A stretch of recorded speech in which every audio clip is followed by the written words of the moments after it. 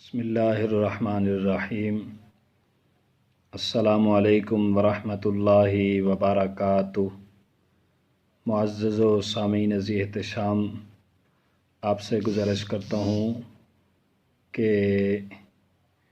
ماہ شعبان المعظم کی فضیلت پر ایک خوبصورت بات آپ کے گوش و گزار کرنا چاہتا ہوں، ضرور اس بات کو سماعت فرمانا۔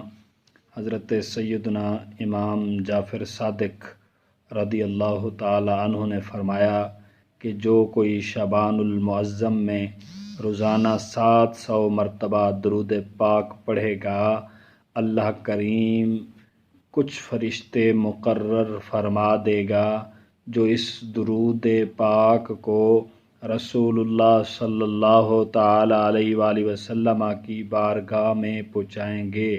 اس سے رسول اللہ صلی اللہ علیہ وسلم کی روح مبارک خوش ہوگی۔ پھر اللہ پاک ان فرشتوں کو حکم دے گا کہ اس درود پڑھنے والے کے لیے قیامت تک دعائے مغفرت کرتے رہو۔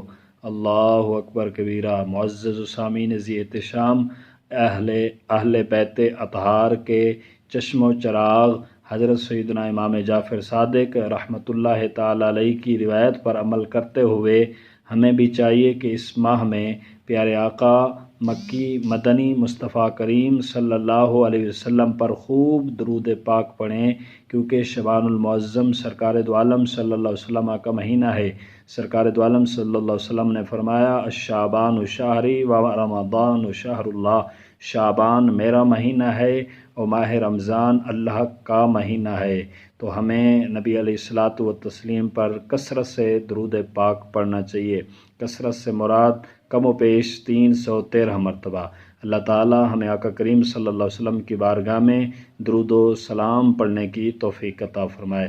آمین آمین ثم آمین بجاہ النبی الکریم الامین صلی اللہ علیہ وآلہ وسلم۔ وآخر دعوانا ان الحمد للہ رب العالمین۔